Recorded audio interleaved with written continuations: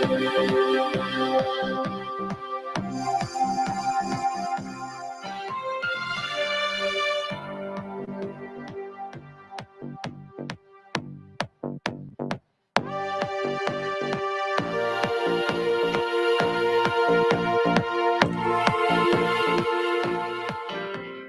everybody. Kevin Harned Ryan Hoke here with you. Hope you're having a good Wednesday. W-I-N, Wednesday. Here we are.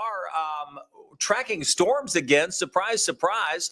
Some folks just now getting into the room. We're going to let you come on in, get settled. We're going to be here for probably about 45 minutes tonight, answering some of your questions. We've got a very difficult forecast as we approach Oaks and Derby. Tonight, we are tracking severe weather. We've had just a new warning come out just for the northern parts of our viewing area. This will include parts of Jackson County. I'm going to get to the radar in just a second. You can see some of those storms building even from our SkyTrack cameras. This is the view from Simpsonville over at the outlet shops. And even though these storms are so far away from the Louisville area where our cameras are located, we can see them because they're so tall. These are 30, 40, 50,000 foot tops on some of these thunderstorms there. That one particular storm you're seeing there now east of Owen County, Kentucky, way out there, but you can still see that anvil head on there. So this has been a bit of a visual thing for us even here in Louisville, despite Louisville not really being involved with the severe weather at all. Yeah, and if it were night, you'd see the lightning within some of those storms. We've certainly had that. It is an alert day. We've had 3 alert days back to back to back. Yesterday,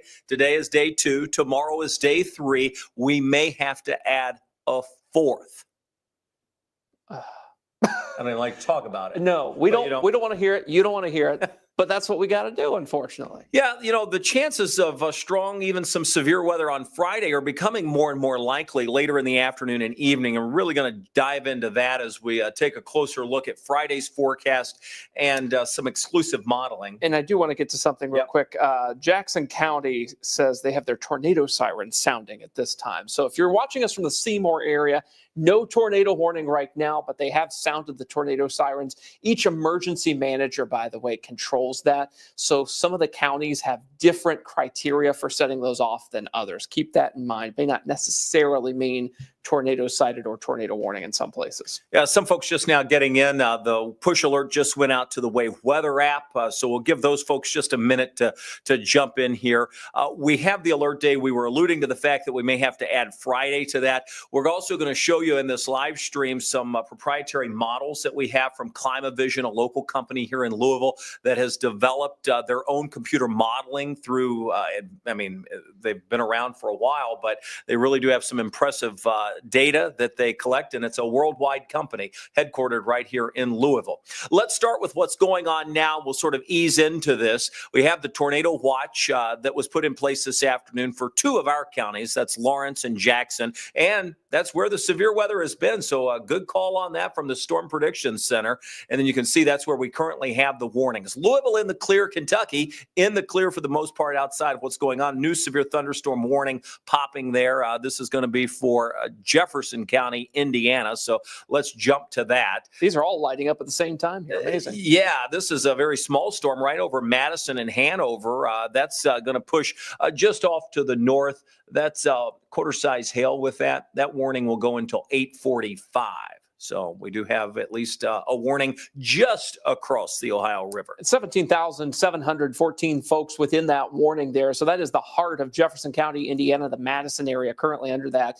You see the black outline on this particular severe thunderstorm warning for Jackson County. It's got that tornado possible tag on there. That's why the black outline exists. A little bit of hail on that, but not like it was earlier, Kevin. We had ping pong ball size hail west of Mitchell earlier today. But now the storm is kind of not really what it was. I'm going to just move the radar over so you can capture the other storm as well.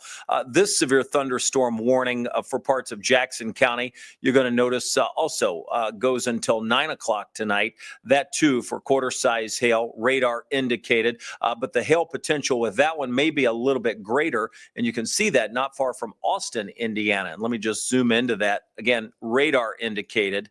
But we did have a little bit of a hail core with that, up to nickel size at least, could go quarter size on the higher side there. So those are 2 storms that we have to the north. Looking at any kind of rotation, I'll just put both of those in view.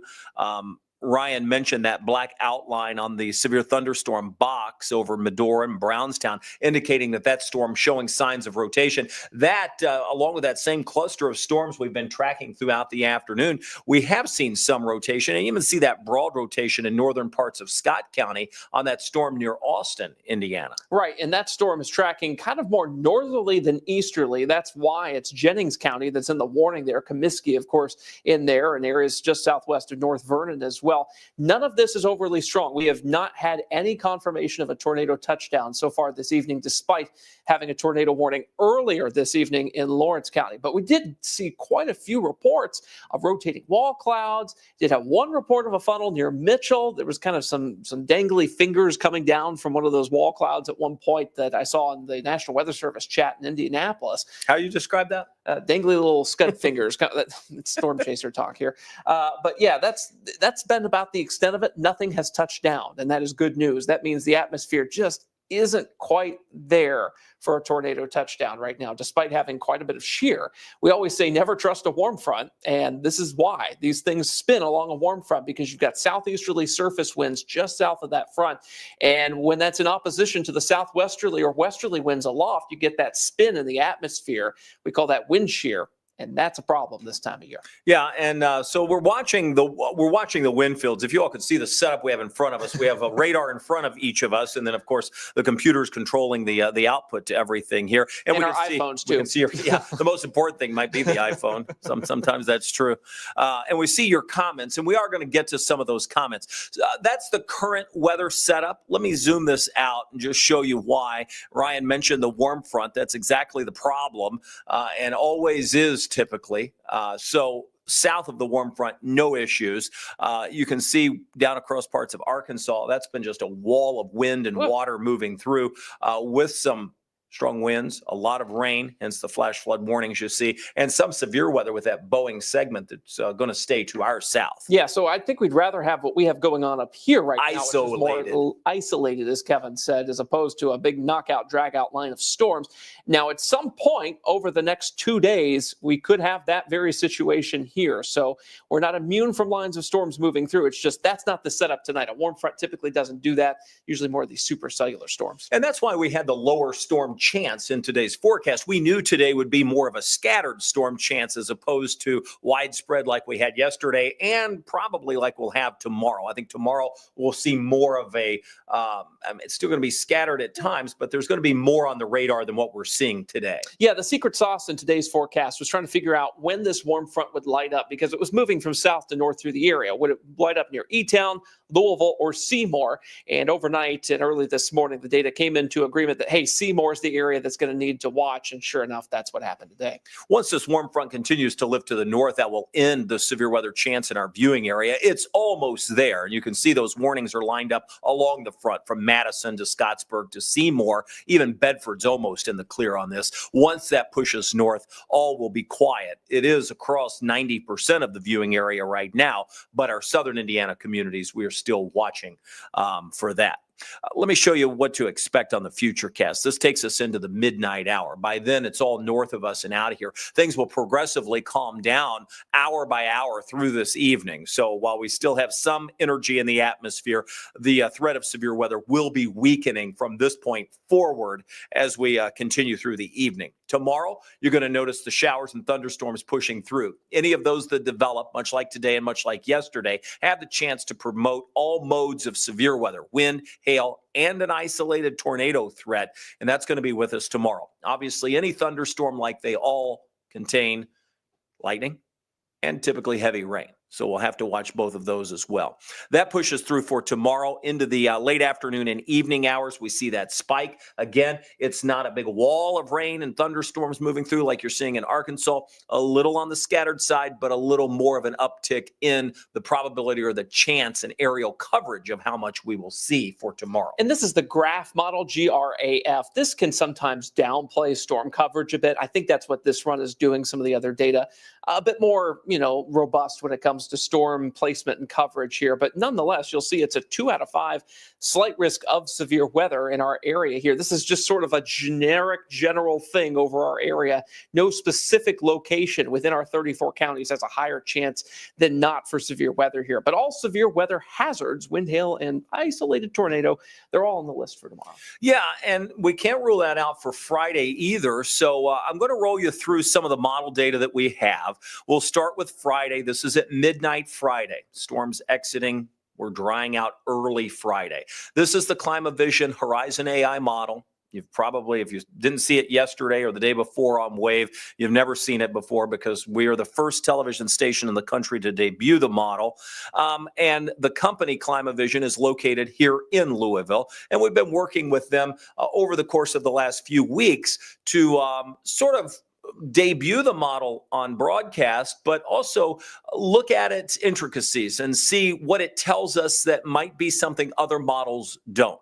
And here's what we've noticed in the beneficial part of the model is that it is a high resolution, medium range model, which means most of the high resolution models that we have only go a couple of days out in advance. So we wouldn't be able to see past Friday at this point on the HER, for instance. Whereas on this model, we can see 7 days out.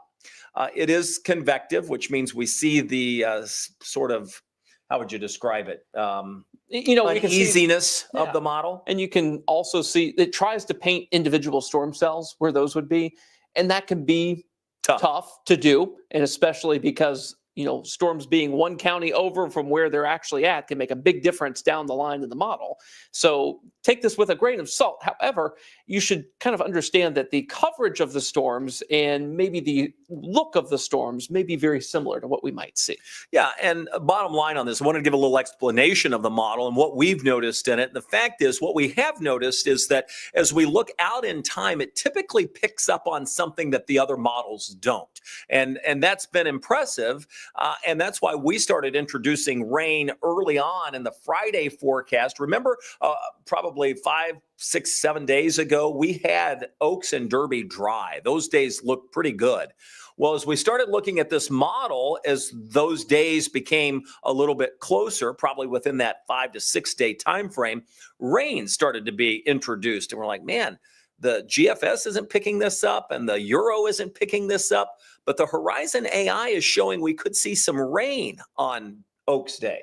So we started to introduce, we don't have a lot of confidence in the model only because we're new to it. We have to learn the model, right? And see what its biases are. The point is, let me take you through what it says and let's walk them through Friday. So this starts at midnight and you notice we get a lull. There may even be some fog Friday morning. And that goes all the way through sunrise. I think we'll be in pretty good shape, only a small chance of a shower. And ClimaVision's Horizon AI shows that pretty well here. Notice these little storm cells that get going just after lunchtime. Other models have now followed suit with this, including the NAM, but ClimaVision's Horizon AI did lock on to this idea pretty early on in the game, which was fantastic to see. And then it drills this line of storms. Yeah, and that's similar to what we are seeing in Arkansas. That would be that Boeing segment, a line of storms, which no one would escape, meaning we're all going to see rain. Don't focus on the intensity of how the model may look. Just know that in the afternoon, it's going to be scattered. And then by the time we get to late afternoon and possibly that 4 to 9 p.m. time frame comes a wave of rain, at least on this model, into the area. Now, see, we have another severe thunderstorm warning going on now, so let's jump to that. And we'll also, tornado sirens are sounding in Jefferson County, Indiana. Just got a report there from our viewers here on our live stream. There is no tornado warning for Jefferson County, Indiana. Again, each individual emergency manager in these counties makes that decision on whether or not they sound the tornado siren. And oftentimes they sound them for things that aren't tornado warning related. And so just keep that in mind. That's why NOAA Weather Radio and the Wave Weather app are fantastic tools for you and your family to know exactly what's happening when it comes to, severe weather in wave country here. This is the time of year when you and your family need to be prepared, because we're in severe weather season here. It feels like we've been in severe weather season for quite some time already. But with all these warnings coming out and with so much severe weather lately, this is not the time to let your guard down, especially if you're in one of our zones where alert days have been kind of a problem lately here with these warnings like we're seeing right now. So again, Kevin's kind of zooming in on all the different warnings that we have from Jackson County over toward Jefferson County, Indiana at this time. And that seems to be all the warnings that we have now, just 3 of them within our counties. Thankfully, none of them are tornado warnings. They're all just severe thunderstorm warnings, but these storms are rotating. You know, the one north of Madison is starting to pick up a little bit more rotation. And so is the one here. That's northern Scott County, Indiana, heading toward Comiskey. That one we need to keep an eye on too. So we'll be watching all of those in terms of what they're doing. Another storm developing. Let me put the radar back on instead of velocity across parts of Clark County. Turn that off. And that's just now developing not too far from the Charlestown area, right over. You can see it there, just now starting to develop. Not far from Hibernia. It's trying. It's going to have a hard time really being so far south of the front like that. Not much of a kick in the atmosphere. But with the setting sun, too, we will see some of these storms start to weaken in intensity. I think the sunset today is somewhere between 8:30 and 8:40.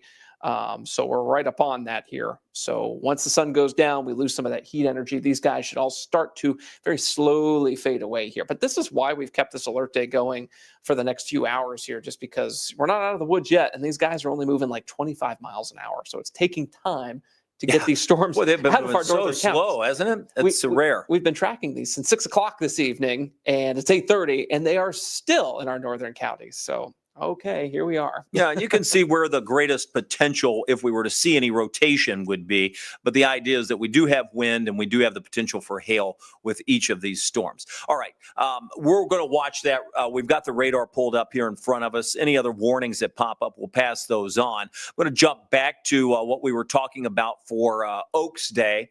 And we sort of went through the model and what we liked about it, that it could pick things out kind of far in advance as opposed to other models. We said by Friday, this model's been latching on to some scattered activity in the afternoon, but by late afternoon, between that 4 p.m. and 9 p.m. time frame, we noticed this little wall of showers and thunderstorms pushing through that could be on the severe side. And we bumped our temperature to 80 degrees on Friday. That, again, showing that we're going to have enough energy, because that warmth is energy. The moisture coming up from the south is energy and fuel for storms, that we could wind up with a few strong to severe storms even Friday. And the reason we went from having, maybe just a rain chance on Friday to bona fide thunderstorms is because this cold front slowing down. So it keeps us in the warm sector for longer through much of the day on Friday. Hence why we did the 80-degree upgrade on the high temperature there. Hence why we've got some at least small severe weather chances on Friday here. So with all of this slowing down,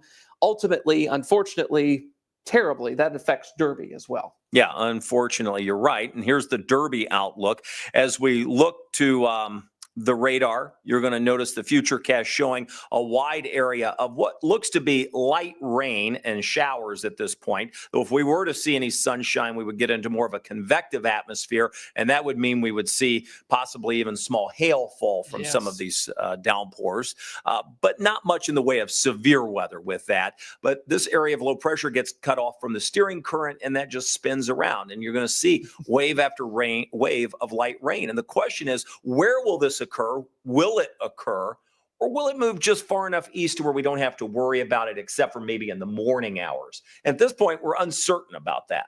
The will it occur was a big question yesterday and is a little bit less of a question today. We're leaning sort of 60% occurring, 40% not occurring on slowing down and parking itself over our area. So not looking great for Derby rain chance wise because of all of that. So when you dial up all of what we've just talked about with Futurecast, all the data that we've seen, and just put a bottom line rain chance to it, this is Thurby, this is Oaks, and this is Derby. And really the only dry time that's 100% dry is like Oaks morning around 6, 7, 8 a.m. when we've got some fog in the area. Yeah, and this forecast may be certainly harder than trying to pick the winner of the Derby this far in advance. I would probably want to do that instead of this. I think I'd be better at that, to be honest. This is a tough forecast because there's so many unknowns, and the data is not in agreement totally. So that's been the bad part. First of all, we only have limited data in the short term with the high resolution, and even the midterm and the long-term data not completely in agreement. So confidence in the forecast has to be on the low side, but we have what we have, and we make a forecast, and we sort of massage it as needed. We haven't changed it over the course of the last 5 days, we've changed it drastically. But since yesterday, we haven't changed it a whole lot. Increasing that rain chance or that spike in the rain late Friday certainly has coming into more of a focus. And then Saturday, extending the rain chance out. And that's just because it's unknown when that rain may get out of here on Saturday. So we just sort of broad brush it with a 30 to 40% chance and say, hey, right now we really don't know if it's going to get out of here. If data comes in that shows that it might, we'll be able to edge that back edge of that rain chance down. The cool part about this graphic right here is that you can see this on Wave Weather Now, our 24/7 weather live stream, about every 10 minutes. Once we let the alert day go a little later this evening, once everything turns blue instead of red like you're seeing here on the screen. Gold. Yeah. So probably Derby. Oh, that's right. It's gold for Derby. Now I even forgot that, and I did it. So around, say, 10, 11 o'clock this evening, you'll be able to see about every 10 minutes this very graphic on the screen there. And we update this thing like once or twice a shift. So you're going to be seeing those changes reflected on Wave Weather Now, which you can watch on Amazon Fire, Roku, Apple TV. Just get the Wave Now app for any of those. Or, of course, the Wave Weather app for your Android or iOS device. So we try to serve you with as much granular weather information as we can on Derby week, because we know that every single hour counts, especially those 3 big days, Thursday, Friday, Saturday. Susan's saying they've lost power in Brownstown with that storm, so we know we've got some strong winds possibly with that. We're going to give you another radar update, and I'll tell you, I'm going to go through the ClimaVision data for Oaks and Derby Day, and we're also going to take a look at our hour-by-hour forecast for Oaks and Derby Day. So it may be a little different than what the models show. We're going to take a quick break so I can reset, take just about a minute to do that, and we'll come back with a complete Oaks Derby Day outlook, our outlook, and the radar, so you can see what's happening tonight. We'll be right back.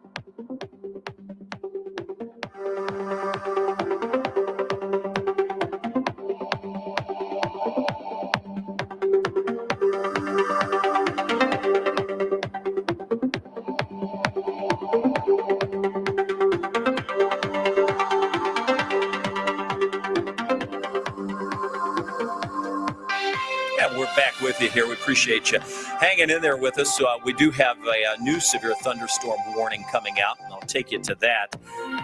You can see that is... Just turn that off.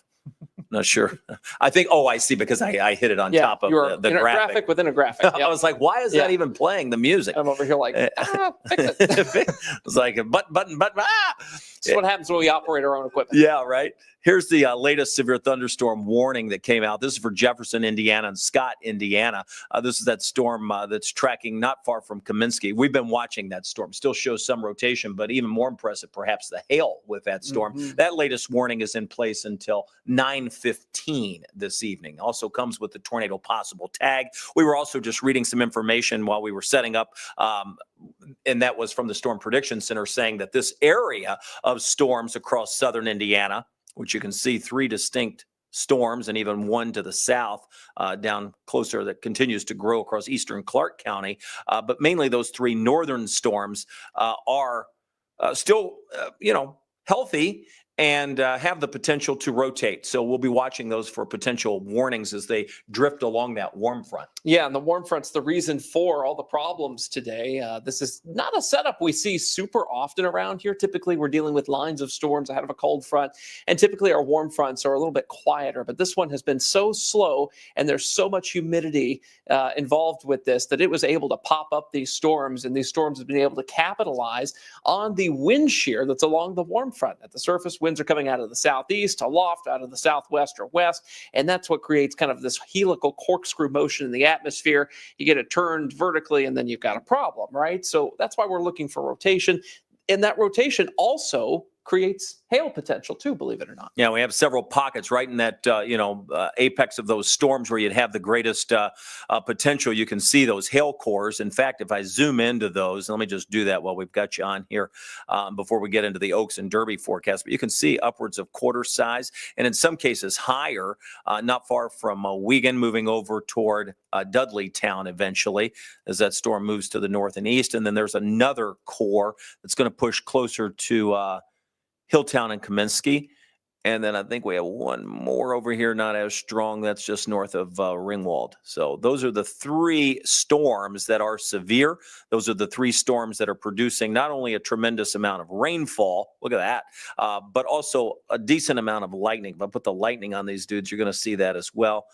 Lightning, heavy rain, wind, and the potential for some hail with those storms. Shout out to the National Weather Service in Louisville and Indianapolis for coordinating on that warning there for Jennings and Jefferson and Scott counties. They were able to match that up perfectly, and it looks real good there, being able to encompass the whole storm, even though 2 offices have those different counties there. So kind of a cool thing that they were able to do. Kevin zooming in right now on eastern Clark County, Indiana. This is just east of Indiana 62 there.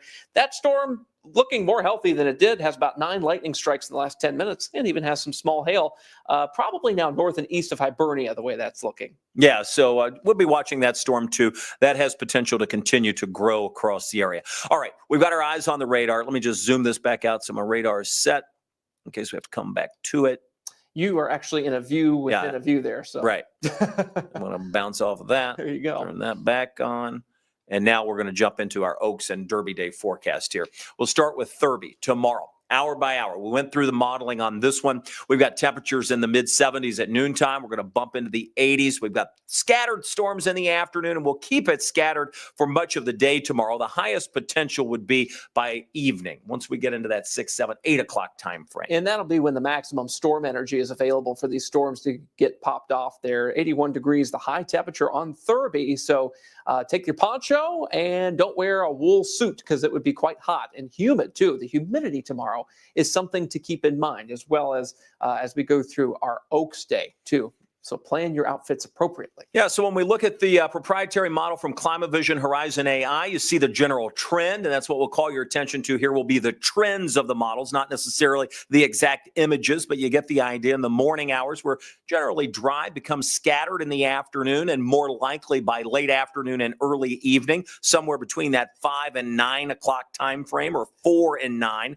across our viewing area is what we'll be watching. We may have to put an alert day out for Friday. Some of those storms could be strong. At this point, we've got a 70-80% rain or thunderstorm chance late afternoon into the early evening. Yeah, and that alert day would be due to strong to severe storms potentially there. We've got more heat energy available than we thought we would for Friday, hence why the rain chance has gone up and the storm potential has also gone up. Now, there's the Derby outlook from ClimaVision's Horizon AI model. That looks like a mess, doesn't it? And you know, it's interesting because I have to kind of create these graphics manually here. And when I did this today and I put in the new model images over top the ones from last night, I found that it hadn't changed much in about 18 hours. So that means that's consistency in the model, which is a good sign. And when you see consistency like that, pay attention. And I think this is trying to tell us something, that Derby could be a whole lot wetter. Right now we have a 40% storm chance on that, but we could see that go up, unfortunately. So you have to realize in the Horizon AI modeling, that is a high resolution mid-range model, which means it goes out 7 days. The high-resolution models that we have from the HER, for instance, doesn't capture Derby days. So we can't even see that at this point. It's kind of amazing they've got even that resolution going out like that. Yeah. So what we'll do is we've just sort of painted that 30 to 40% across the day. And as we get closer, either it's going to get out of here and we'll be able to lower the rain chances, or we're going to have to increase them across the entire day. What this would mean, if that horizon model is right, is that the upper level low is cut off, and we're going to see periods or repetitive areas of rain throughout the day on Saturday. That's a possibility. One of the long range models see it. Of course, the resolution is so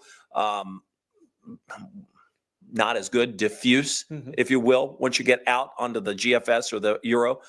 So we can only go, or even the NAM, as we look out toward the weekend, it's not as good in the medium range either. So we'll just have to see as the higher resolution data comes in. We should capture that by tomorrow. Yes. To start to match it up and see what the high-res models are saying. Hopefully, my hope is it's going to move out or at least be to our east. Maybe that's wishful thinking. But I'm hopeful that we'll be able to have the higher rain chance early in the day and then taper it down as we get closer to the race, which is at 6:57. The genie says you have 3 wishes. All 3 of our wishes are for a dry Derby at this point. I learned the hard way to not be overly optimistic on 2018. Derby Day. 2018. Yeah. 2018. Oh, that was a rough one. That was a bad day for everybody. We were soaked. We had the most rain ever on Derby Day, and life was not good. No, and we kept saying, "Oh, it's going to be out of here in an hour." Well, that hour never got. And then a here. flash flood warning came out. Yeah, exactly. Oh, I've been wrong more than I wanted to be, probably, but that was one that was rough. That was a bad. Here's the alert day for Thursday, second half of the day. I'd say it's about a 75% chance that we add Friday to it. We'll look at the data coming in this evening. We've got the new horizon model coming in at 9 o'clock, and then the others will be in before the 11 o'clock news tonight. So we may flight Friday even before the 11 tonight, depending on the modeling. If it's still a little out of sync, meaning less agreement, we will hold off until tomorrow's runs come in. And then Saturday, we're going to maintain that 40% rain chance for now. And we've even extended, because obviously this forecast is reflecting that the upper level low is cut off and it's just sitting there spinning, waiting for something to kick it out like a bad guest. And we have those sometimes at Derby, right? Like, yes, we do. Are they ever going to leave? Yes. Like, Yes. Please go home. Now, luckily, I'm always working, so I don't care who stays at my Right. house. Same here. 30% rain chance Sunday, Monday, 20% Tuesday, betting on the fact that this upper level low gets cut off and we're stuck in this rain repetitively through those days. So until that becomes a little more clear, we've increased the rain chance even beyond. This feels like we're in the movie Groundhog Day. Yeah. I mean, we have dealt with cutoff lows before on Derby. They're always a challenge, and they always kind of pop up at the last minute. But boy, I'm definitely having some deja vu to several past Derbies, 2018 being one of them, when you just can't evict the rain. Yeah, right. I want to point out that in that 10-day forecast, you see everything, but notice Saturday is much cooler. So if you're planning on going to the track, dress appropriately for both rain, which could happen, and certainly the cooler temperatures. So I'll let you take some of the questions if you wish. Let's take some questions here. I'm going to need that mouse. Just tap it with your finger. Let's see if that works today. No? I don't think it's working today. Okay. Otherwise, I'd say I'll let you do that. Sorry, maybe I can do my part. Yay, there we go. Sorry, we're trying to do 2 things with one computer. Well, let's see what some questions are here. So they're asking Scott here on YouTube, which one won the steamboat race today? Obviously, the Belle was out. Was it the Belle of Cincinnati or the Mary M. Miller? It was the Belle of Cincinnati without the Belle of Louisville in it. Was it even a steamboat race? A lot of people were asking because it's just kind of a riverboat race at that point, right? So Gary says, I'll take the rain and I'll be happy for it. Won't be long until it'll be hot and dry and we'll be wishing for rain. Always be grateful what rain we get. Yes, we should be grateful, right? Because July and August will be here soon enough, right? And then we'll probably find ourselves in a drought. A lot of times we have a situation where a period of flooding and a lot of rain ends in a drought. We have been there before and we'll do it again, most likely at some point here. We'll see what happens on this one here.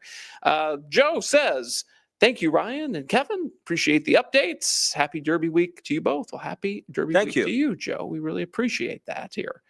Let's see here. Can you believe it's Derby week, though, really, already? What a year. My God. It's gone from... It's still snowing. Yeah, I feel like it was just yesterday. We were coming back early from vacation from Christmas to cover a winter storm. You know, it hadn't stopped since. Yes, and I went on vacation after Christmas because everybody was gone around Christmas, and I had to move my vacation around to avoid getting snowed in. It was nuts, both here in Louisville and in Atlanta, like trying to not be stuck on the interstate in a snowstorm. And now we're worried about severe weather, and it's only been 4 months. It feels like we've had a year's worth of weather in 4 months. That is the catchphrase I've been using. And boy, that still applies because we still get drilled by these severe weather events here. A lot of folks are asking, by the way, speaking of severe weather, is there any rotation in the storms in southern Indiana right now? They kind of look like they're hooking out. Yeah, there is some rotation. There is rotation near that Brownstown cell for sure. Yeah, that one we need to keep an eye on. That's part of kind of a cluster of cells that earlier was a single cell that did produce a tornado warning. No tornado, thankfully, in Lawrence County. They've had at least quarter-size hail, too, with that storm, which we saw on the radar. That's why I put the radar up here so we're keeping an eye on those warnings that are going on across portions of or parts of. I never like the word portion. I use it sometimes, but like whoever says portion. Well, if if you're cooking, maybe. If you're making food, you use a portion. Yeah, but it's like, a portion of the county. Who says that? Nobody. It's a part of the county. So we're looking at Jennings, Jackson, and Lawrence right now. Catherine says, thank you for whatever magic was used to keep the rain away today at Churchill Downs. Yeah, you guys only had a few sprinkles. If you have the Wave Weather app, I sent you a push notification this evening as that downpour in southern Jefferson County was getting awfully close by. And thankfully, it just skimmed Churchill Downs without getting that heavy rain in there. We were crossing our fingers on that. And really, they've had 2 decent days. Yesterday wasn't so bad. They had rain early in the day, but even late in the day, they got the races in through the afternoon and evening hours. So this is a good time to have the Wave Weather app because especially if you're going out to like Churchill Downs or any one of the big events, if there's going to be a storm moving in, we'll send those areas a custom push notification. All you need to do is make sure that the app says follow me. So when you go to location, instead of like Louisville or Bardstown or Jeffersonville, press the follow me on there. We are not following you. It's just the app. Do people still think that? Like we're really like, oh, look, there's Susie over there on Walmart again. Yes. They do. Okay, we can't. Unfortunately, I have to say that. I'm sorry. People still think that we follow them. We do not. You know how much data that would be to keep track of everybody? I mean, Ryan may not, but hey. We don't have the bat cave over here. What else do I have to do all day? I'm like, look. So yes, make sure you press follow me. The app will know which notifications to deliver, I should say, to your phone based on the locations that we send them out to. Makes it easy for you at home to get the weather information that you need. All right. So let's see. On YouTube, that's the username. Scared me. I'm sitting here looking at this storm like, I'm like, oh no. Are you awake? Yeah. Everybody's awake now. She says, I just hope the weather for Louder Than Life will cooperate this year. Yes, we hope so too. I know that's a bit far in advance, but that's the kind of the next big set of huge events here. Are those festivals down at the Highland Festival? They've had their challenges in years past too, haven't they? Remember when it was off of River Road and everybody got mudded in? Champions Park. I remember that. Was probably a disaster. 2013, 14, 15. I think the new venue location is so much better. Yes, much agreed. Especially from a mud standpoint, they can control it a little bit better out that way here. Tina says, I think it rained last year for Louder Than Life. Yes, I distinctly remember sending out push notifications to Louder Than Life saying, here comes the rain. Oh, no. And sure enough, that's what happened here. Gary says, amen, Ryan. I agree. It is not a steamboat race this year. It is just a boat race without the bell in it. It's kind of sad that the bell's in it, not in it this year. It was a diesel race then, huh? Yeah, it was basically a truck show at that point, right?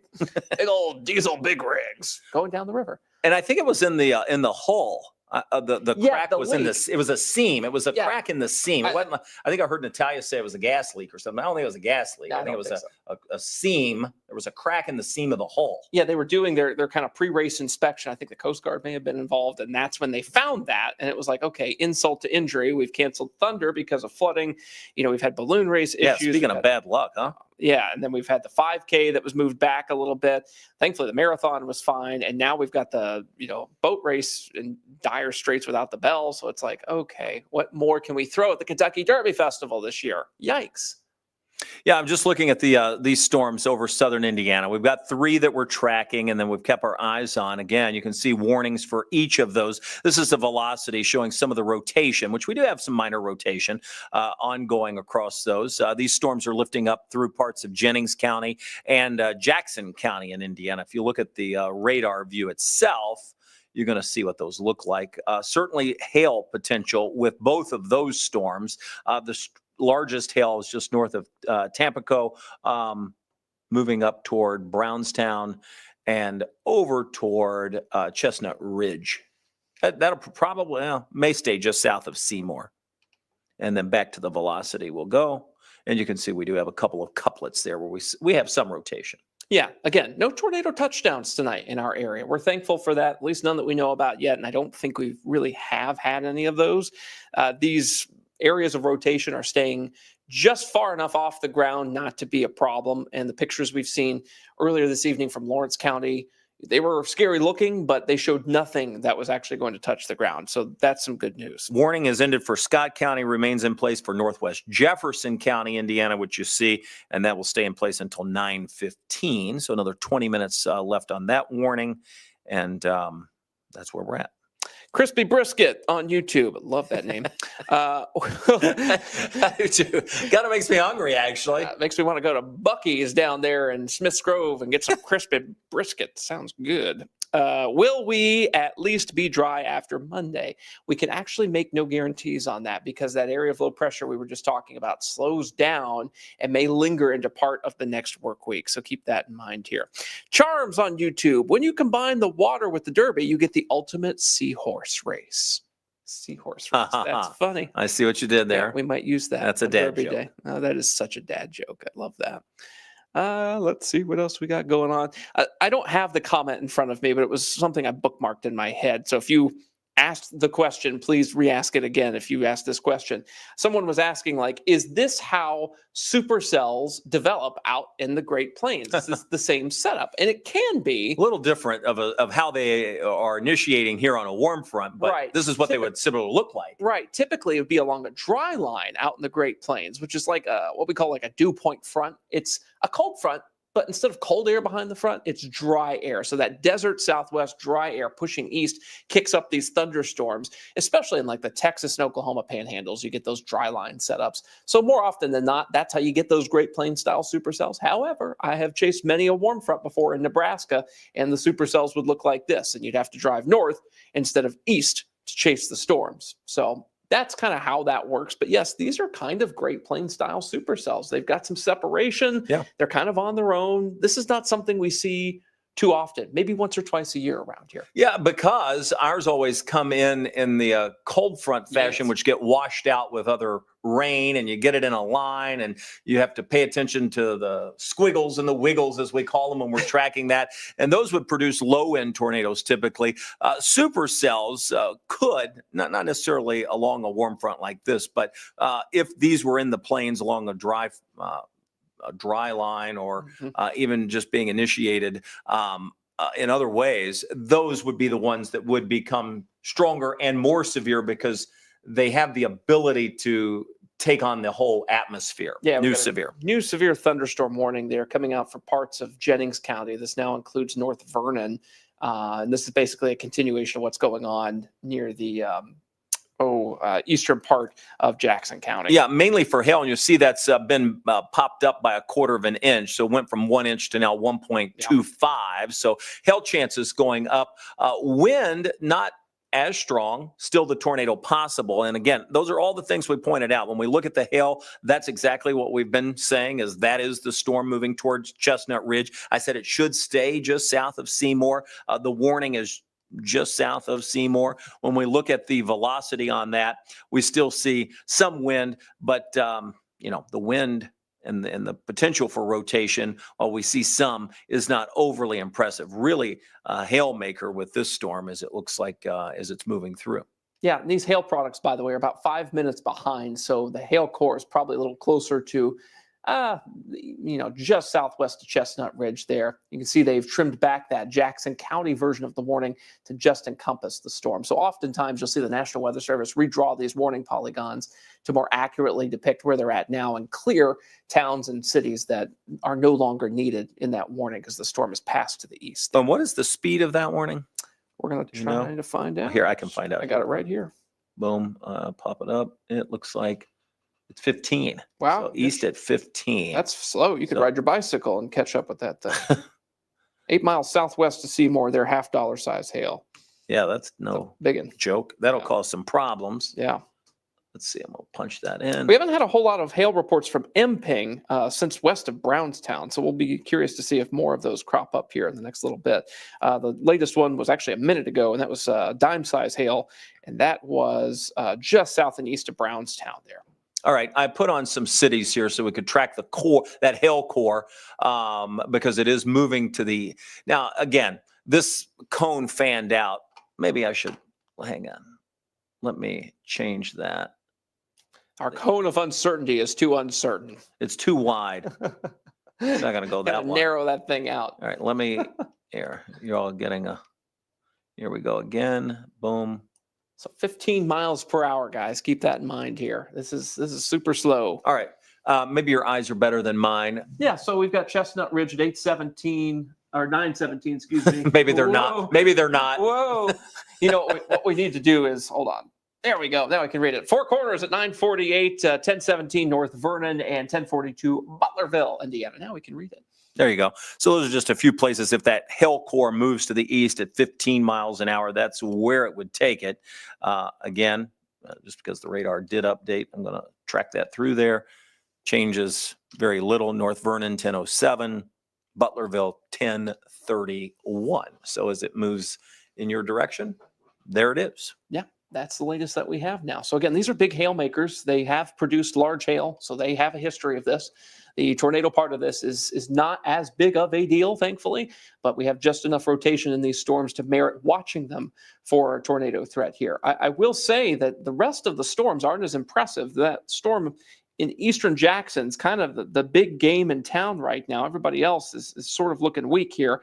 And the reason for that is because the sun's setting, right? We talked about half hour ago, like, hey, sun's getting ready to set. We'll start to see these fade away. And sure enough, that's what's happening here. The warm front's also moving very slowly to the north and east. So that'll carry that potential out of our area and into central Indiana. You can see kind of a present position of the warm front there.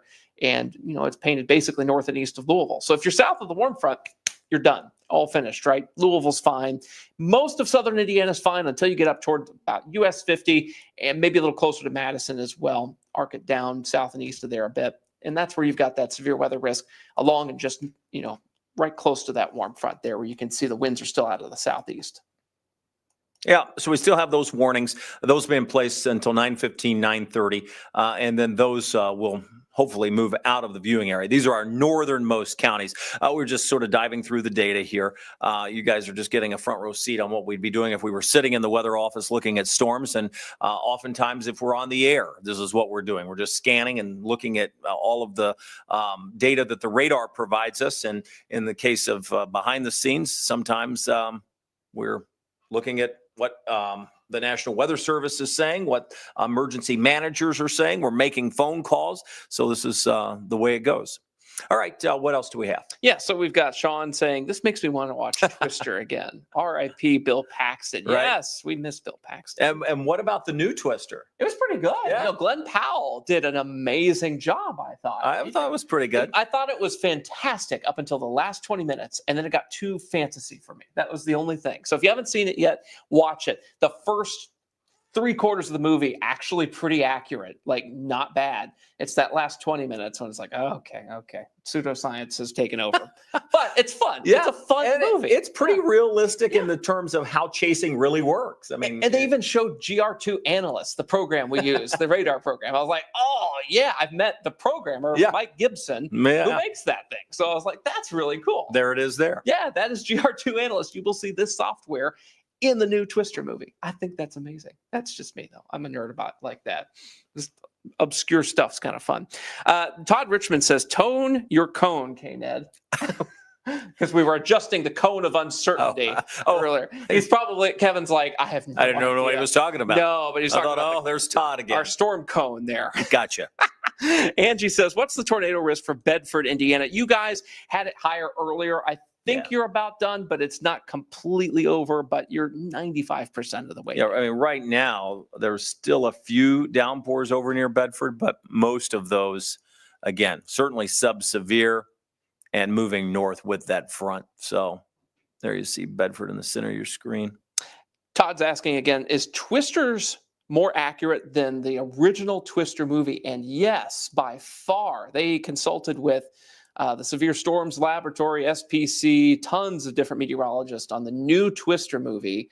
And that's why it is so much better, scientifically speaking, especially in the first, 3/4 of the movie. And then, of course, the script writers took over on the last little bit.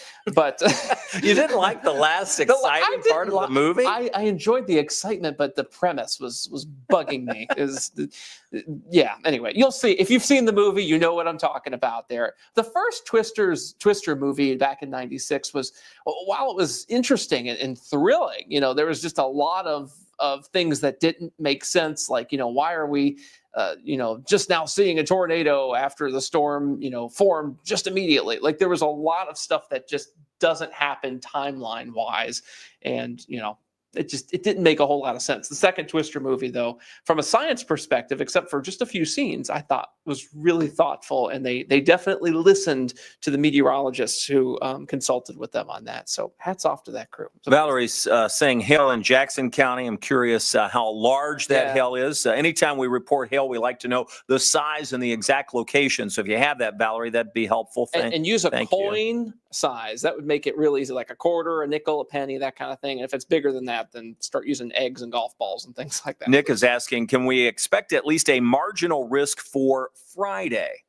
Well, I say we probably will. Yeah, I think that's kind of in the cards at this point. I think that's what we already have, believe it or not, is that marginal risk that they... Yeah, the marginal risk is there, and it could even get to a slight risk for Friday, meaning an upgrade. So. Yeah. And that may have been what Nick was asking. Yeah. So we've got the marginal risk. The slight risk is something we're watching for. Bottom line. And Valerie's saying it was quarter-size hail. So appreciate that. Thank you for that. We appreciate that.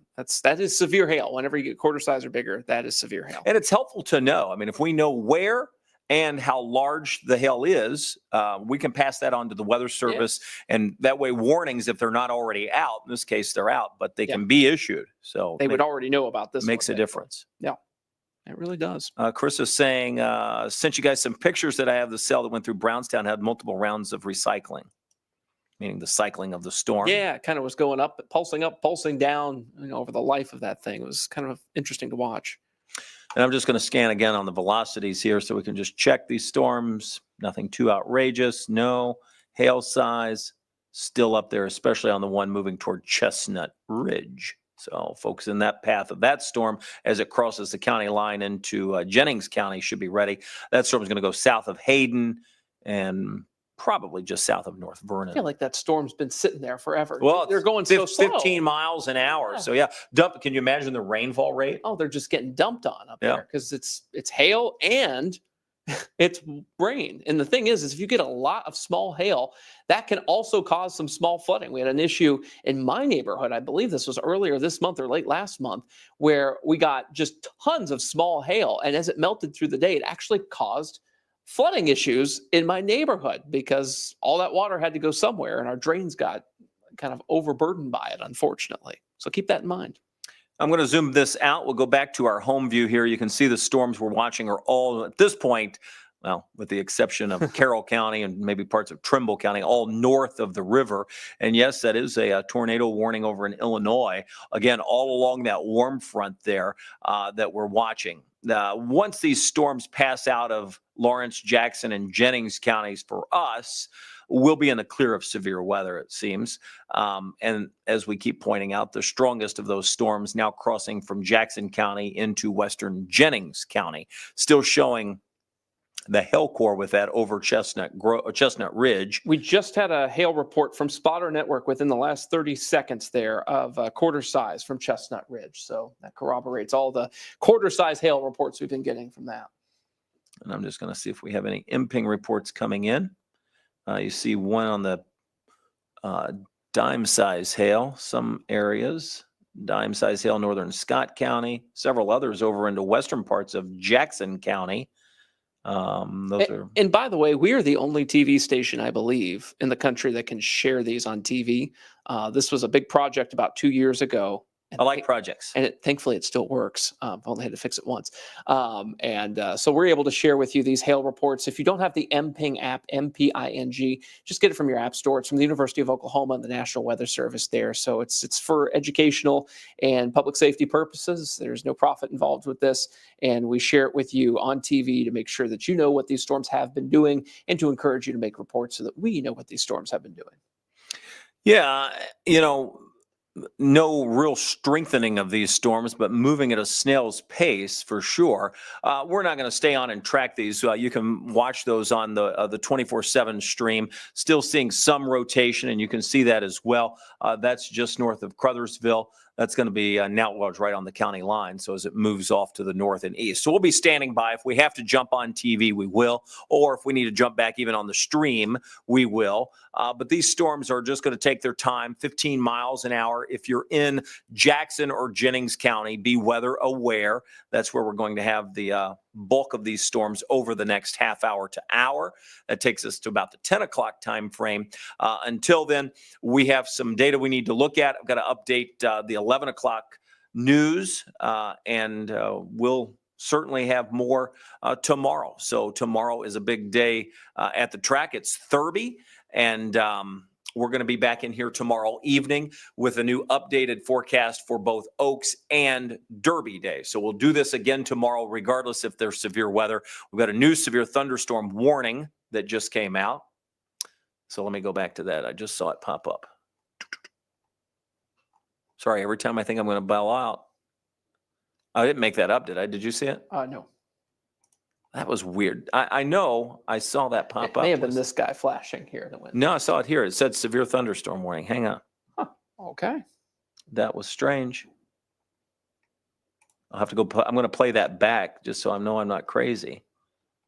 But I don't see the warning. So, and the only other cell it could possibly be would have been the one in Trimble County, and that's not severe. So, okay. Oh, never mind on that. We've gotten to the part where we're hallucinating warnings here, and that, Right. That does happen. That is normal. Good. That is we have normal. Yes. Yeah, we're crazy, and that's okay. No. That's been a week, a month, a year of severe weather, Nuts. flooding, locusts. All right, there's the 10-day. We're going to leave you with taking a quick glance at that. The alert day again tomorrow. Look for a possible alert day on Friday.